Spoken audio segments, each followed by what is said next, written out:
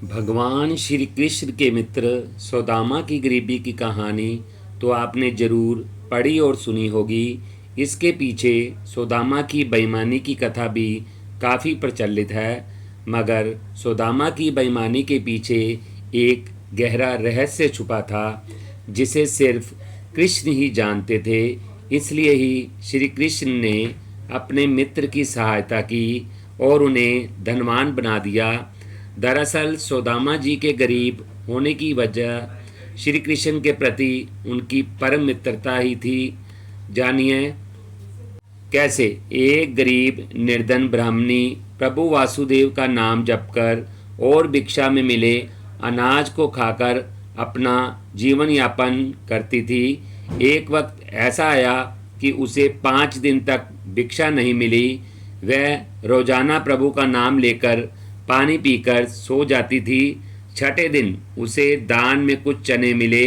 रात में वे चने वह सिरहाने रखकर सो गई कि अगले दिन भगवान को भोग लगाकर वह चने खाऊंगी।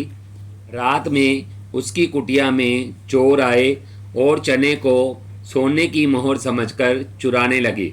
आवाज़ सुनकर ब्राह्मणी जाग गई और शोर मचाने लगी। उसकी आवाज़ सुनकर गांव वाले चोर को पकड़ने के लिए भागे तो चोर संदीपनी मुनि के आश्रम में छिप गए।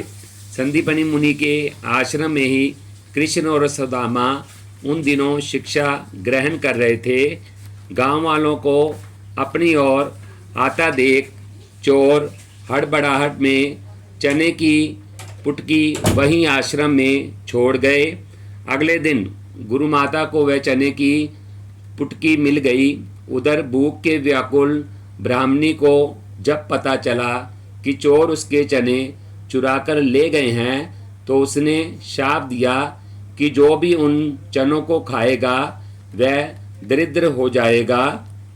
सुदामा और कृष्ण रोजाना की तरह जंगल में लकड़ी लाने जा रहे थे। गुरु माता ने वह चने सुदामा को देते हुए कहा कि भूख लगे तो दोनों लोग मिल बांटकर खा लेना।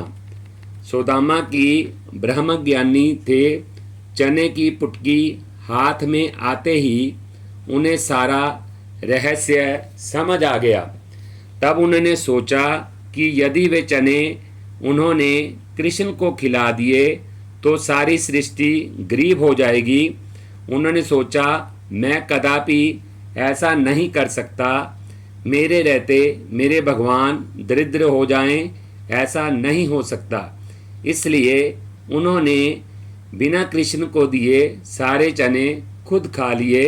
मगर भगवान कृष्ण भी समझ गए थे कि सुदामा ने ऐसा क्यों किया। फिर कई वर्षों के बाद सुदामा जब कृष्ण के द्वार पर आए तो उन्होंने अपने इस परम मित्र को गले से लगाकर उनकी सारी दरिद्रता दूर कर दी।